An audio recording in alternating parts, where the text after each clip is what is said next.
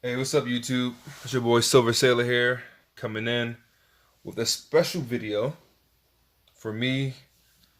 When I started my silver collecting journey, it was a way to allow me to have a savings, physical savings, where I didn't need a bank. Hearing all the problems with banks and how they're insolvent, and I mean, they can actually use our money to make bets. I didn't want to be a part of this. I wanted to collect my own savings. I'm still relatively young, so it's between now and the age that I'll be 65, it's a pretty good chance that silver's going to rise really high. And then at that point, I can trade in to get a tangible asset like land or something I may need at that time. So one of the stages before I collected silver was getting out of debt. So this is my Navy Federal card. Um, yeah, I am going to cut it because I no longer need it. I was actually they actually told me that they were going to increase my balance from $14,400 to $16,000, 16,000 something. Well, you know what, guys? I don't need nor do I want that money. I want money that is interest free, whether it's cash or silver or gold. I no longer need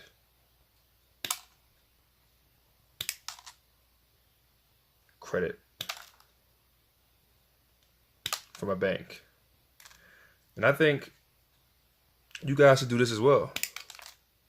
It took me a while to become debt free. It was actually a point where I was, every check, I would put $1,000 on my credit card.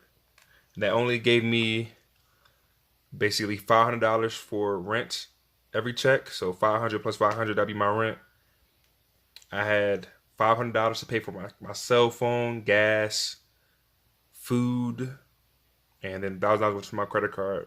And I did that for months and months and months until I was debt free. So now I'm finally debt free, guys. So I would suggest you guys do the same thing, man.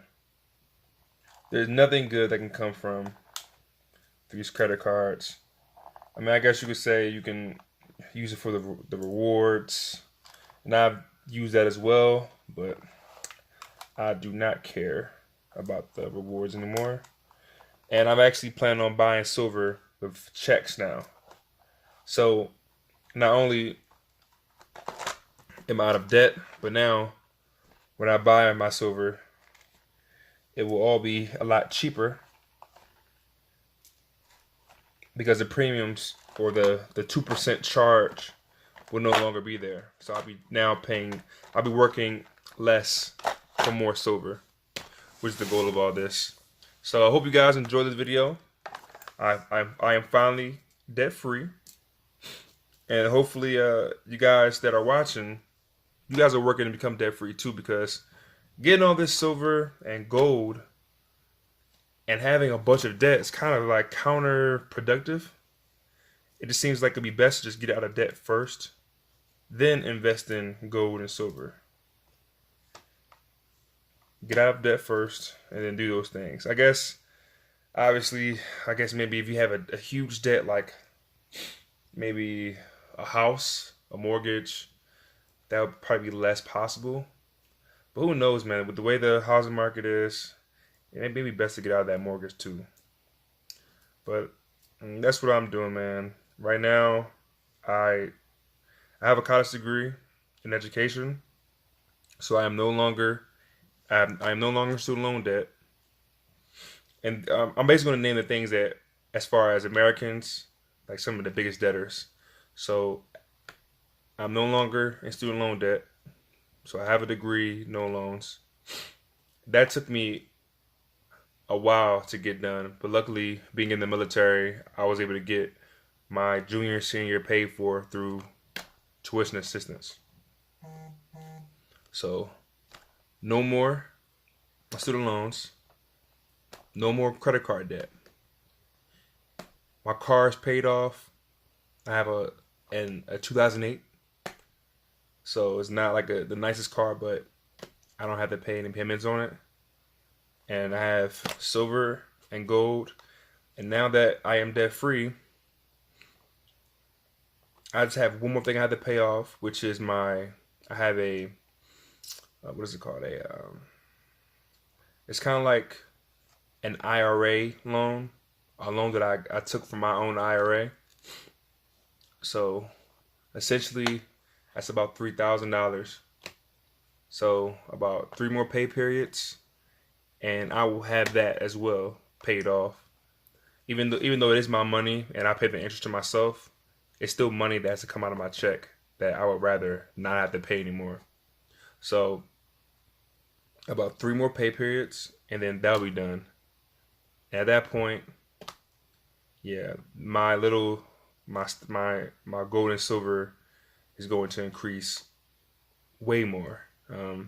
And just so you guys know, I'm not only in gold and silver. Like I said, I do have an IRA, so I am diversified in a way. I also have, stock. I have money in stocks, so that is that part for my retirement. But I also have this as well. So kind of have twofold. I have the stocks, even though I feel like they're overvalued, and I have silver and gold just as a backup plan. But this is my thing I'm focused on the most, because I feel like it's so devalued and it's so much pressure being put on the price that once the price does rise, hopefully I would have been able to accumulate a lot more to the point where I can just, sell it and gain double, possibly triple what I put into it. If that happens, then yeah, buying land, stuff like that, that is a real possibility. So that's what I'm hoping will happen. Obviously, I don't want the country to go in a financial crisis, but recessions happen, and when you artificially stimulate an economy in ways that we have, it's just a matter of time. So hopefully they suppress the price longer. I was watching old YouTube videos where silver was at $30, $40, $50. It's been suppressed so long, and even though we keep increasing the money supply, the price is still low compared to those days. So it's just a matter of time. And I know like cryptocurrency is a thing. I guess I can ask you guys, do you guys have any cryptocurrencies? And if so, what cryptocurrencies do you buy? Because I'm interested in that as well. Now, talking about a devalued asset and a high asset, I feel like the whole crypto thing is in a bubble.